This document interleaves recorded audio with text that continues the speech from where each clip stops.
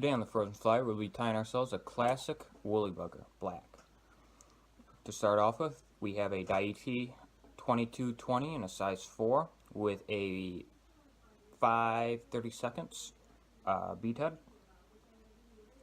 And then for the thread, I am using a 140 denier UTC Ultra thread in black. So I tie in right here at the head. Sorry about that, my camera is close to my vise here. I have a special lens on it.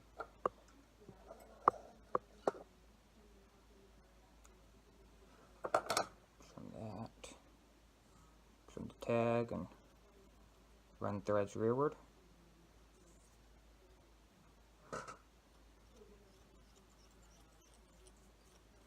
This is one of the most productive patterns you could probably tie. Everything will bite on a woolly bugger.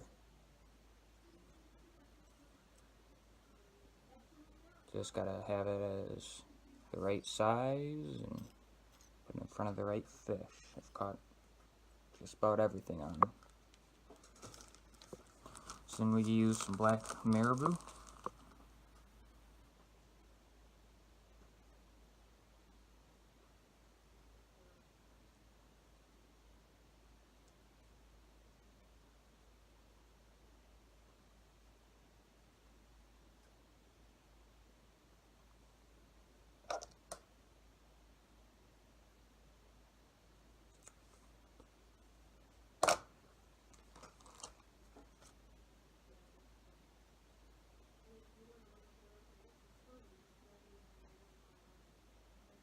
So I check the length. You want to be about the hook shank in length. Then I tie it in on the top here.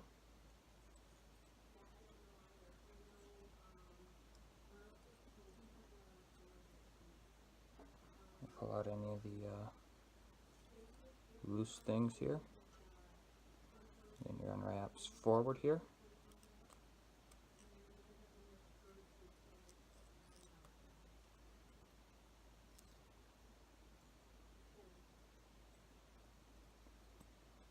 Then I get kind of towards the halfway point. Pull all this up and trim this at a 90, close to the tips. And what this does is it makes a little bit of a taper. I just want to make sure I don't have any of the harder tips from the quill of the marabou.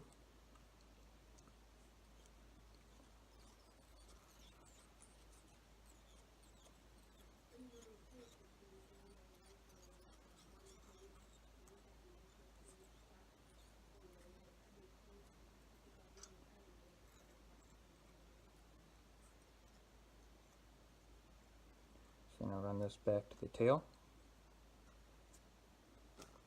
And I get myself a piece, a saddle hackle, Chinese strung saddle hackle, in black again. What I always like to do is I look at the longest barbs and I check to see how long those are, and I try to keep those as close to the hook size. It's not critical, it's just what I have always done, just to make sure they all look the same, or at least close to the same. And you take off all of the fluffy barbules at the base of the feather.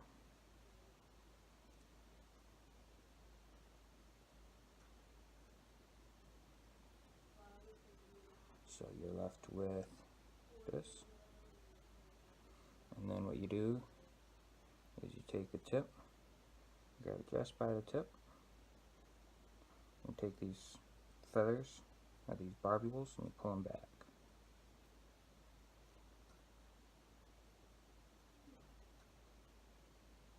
So then you're left with this, and you tie in right here, right where the stem is. That's your biggest tying point. Then I always tie that in.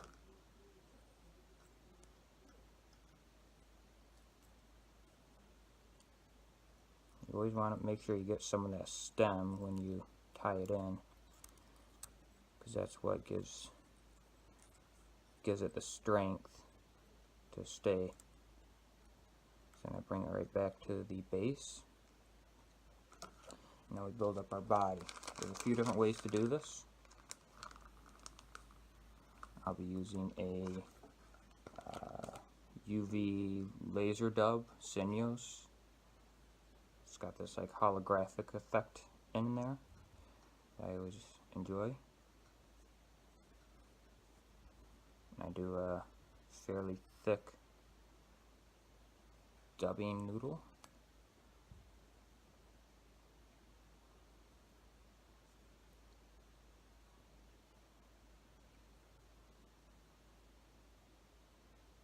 So I got like a pretty big body. You could use Chanel wrap, or chenille, however you want to call it.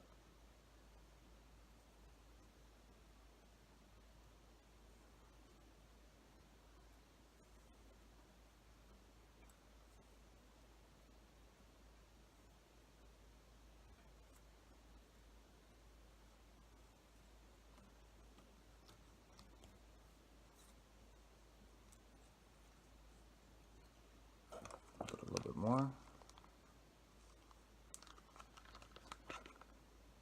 These are what I started off tying when I first started. I recommend these to just about any beginner. They're easy to tie. There really isn't much of a wrong way to tie them. Low costs in tying them, but they're highly productive.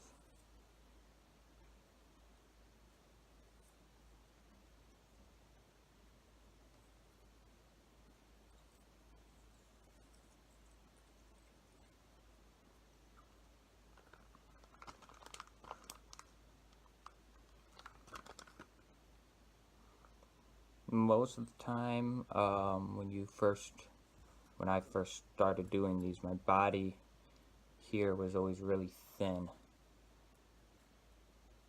and sometimes actually I think that the fish actually like that a little bit, but I always like to try to get it fairly thick. So now we take our feather, and what you do is you pull on the feather and pull all the fibers in one direction.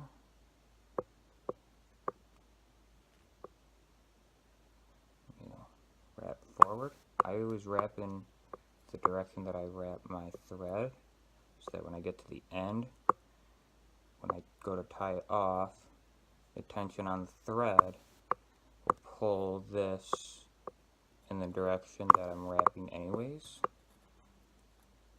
So it just allows more tension to be held to keep the feather in place.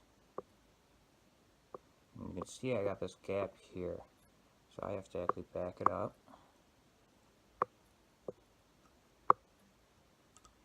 I always try to get even turns when I go to wrap.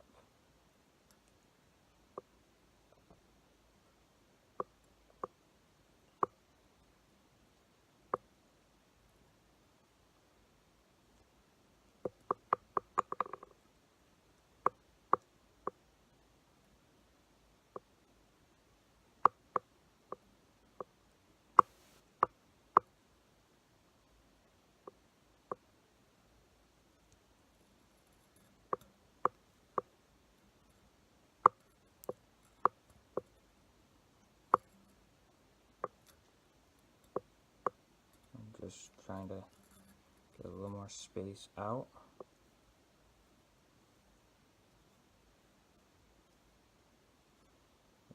That should be good enough.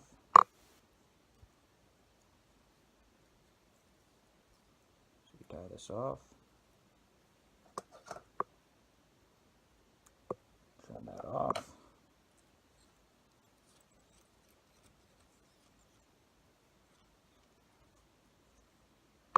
Tighten it down. Now if you find yourself, for the life of you can't get this part, you can actually get a soft tackle and put a soft tackle collar here. Something in like a guinea. Looks really nice, I always think. But it's not the classic, or what they consider to be, or what I consider to be a classic style, you know, woolly bugger. So go ahead and whip finish. You could put more dubbing here if you wanted to cover up those threads, but it'll be alright.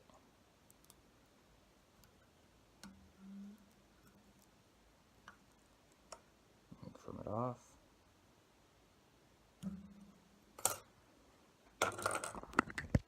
And there you have it. A classic black woolly bugger. If I don't see you guys on the woods or in the water, I hope to catch you guys next time on the Frozen Fly.